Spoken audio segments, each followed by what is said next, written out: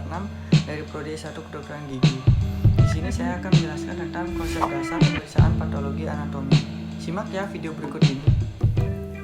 Patologi adalah bagian dari ilmu kedokteran yang mempelajari tentang penyakit yang disebabkan karena perubahan struktur dan fungsi dari sel dan jaringan tubuh. Pembagian patologi terbagi menjadi dua, yaitu patologi umum dan patologi sistemik. Patologi umum mencakup tentang mekanisme dan karakteristik bentuk tertentu dari proses suatu penyakit, sedangkan patologi sistemik merupakan penjelasan berbagai pengaruh dari penyakit tertentu terhadap organ sendiri atau sistem organ tersebut. Ilmu patologi dibagi menjadi tiga, yaitu histopatologi, sitopatologi, dan molekuler patologi. Kemudian akan membahas tentang pemeriksaan patologi anatomi. Pemeriksaan patologi anatomi adalah pemeriksaan dalam suatu laboratorium yang dilakukan terhadap sel, jaringan, dan cairan yang berasal dari tubuh manusia, menggunakan metode tertentu untuk mendapatkan diagnosis atau kelainan yang diderita. Pemeriksaan patologi anatomi meliputi histopatologi biasa atau blok parafin, histopatologi potong buku, frioscope atau frozen section, sitopatologi, histokimia, imunopatologi, dan otopsi klinik. Yang pertama kita akan bahas tentang histopatologi biasa. Histopatologi biasa atau blok parafin adalah pemeriksaan morfologi sel atau jaringan secara mikroskopik dengan pewarnaan rutin hematoksilin, eosin atau He untuk menetapkan diagnosis kelainan yang meliputi degenerasi, radang, infeksi, dan neoplasma. Bahan jaringan hasil biopsi, insisi atau eksisi, operasi krotase, operasi atau jaringan yang keluar spontan. Jaringan segera difiksasi kemudian dikirim ke laboratorium patologi anatomi. Setelah pemeriksaan makroskopik dipilih bagian jaringan atau mewakili diagnosa. Akan diproses sesuai dengan prinsip dehidrasi, clearing, embedding pada alat otomatis autoteknikon atau histokinet. Akan dibuat blok parafin dan dipotong dengan mikrotom untuk dibuat sediaan mikroskopik. Kemudian ada fiksasi jaringan histopatologi. Fiksasi jaringan dilakukan secepat mungkin setelah jaringan dikeluarkan dari tubuh dengan tujuan pertama mencegah autolisis oleh enzim-enzim yang ada di dalam sel. Yang kedua ada mencegah pembusukan oleh aktivitas bakteri. Yang ketiga ada memadatkan dan mengeraskan jaringan, memudahkan pemotongan, memadatkan cairan koloid, konsistensi cairan menjadi lebih padat. Macam-macam cairan fiksasi yang paling sering digunakan adalah formalin 10% dan formalin buff 10%, etil alkohol atau alkohol 96%, 70% dan 50%, asam pikrat, asam asetat, aseton, kemudian potasium dikromat, dan cairan bounin. Kemudian cairan fiksasi tidak boleh asal digunakan. Terdapat syarat cairan fiksasi, yaitu yang pertama daya tembus yang kuat, menembus jaringan secara merata, memfiksasi secara keseluruhan, daya tembus terus-menerus, tidak berbahaya bagi lingkungan, jaringan tetap dapat diwarnai, dan jaringan dapat disimpan lama. Kemudian ada pemeriksaan histopatologi khusus. Cara cepat pada saat penderita masih berada di meja operasi diperlukan untuk menentukan tindakan operasi lebih lanjut. Bahan pemeriksaan yang dikirim bahan segar atau belum diawetkan atau difiksasi. Kemudian di laboratorium patologi anatomi dibukukan atau yang disebut dengan cryocard. Waktu dan tempat pemeriksaan dengan perjanjian kesepakatan antara dokter klinis dan dokter spesialis patologi anatomi. Tahapan teknik histopatologi Yang pertama ada fiksasi. Bertujuan agar jaringan diusahakan mati secepatnya sehingga tidak terjadi perubahan pasca mati, sehingga struktur jaringan sampel dapat dipertahankan seperti saat sampel masih hidup. Yang kedua ada preparasi organ. Seluruh organ target dalam pemeriksaan dimasukkan dalam Ebding cassette. Yang kedua ada dehidrasi. Tahap ini merupakan proses menarik air dari jaringan dengan menggunakan bahan kimia tertentu. Yang keempat ada clearing. Tahap ini bertujuan untuk menghilangkan bahan kimia dehidrasi sehingga contoh sampel menjadi transparan. Yang kelima ada infiltrasi. Teknik histologi ini untuk menyusupkan parafin ke dalam jaringan sampel untuk menggantikan seilol yang telah hilang, sehingga sampel tidak rusak waktu pemotongan dengan mikrotom. Yang keenam ada teknik embedding. Sampel yang sudah diiris pada bagian yang mengalami perubahan dimasukkan ke dalam kaset embedding yang sudah diberi label dengan menggunakan pensil. Yang ketujuh ada pemotongan. Pemotongan dilakukan dengan menggunakan mikrotom dengan ketebalan irisan 4-5. Yang ke-8 ada pewarnaan jaringan.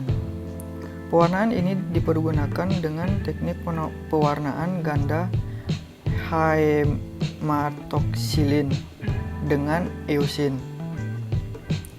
Yang ke-9 ada pengamatan. Pengamatan hasil untuk diagnosis dengan metode komparasi di bawah mikroskop cahaya pada pembesaran 100 sampai 1000 kali. Kemudian kita akan membahas selanjutnya tentang pemeriksaan sitopatologi.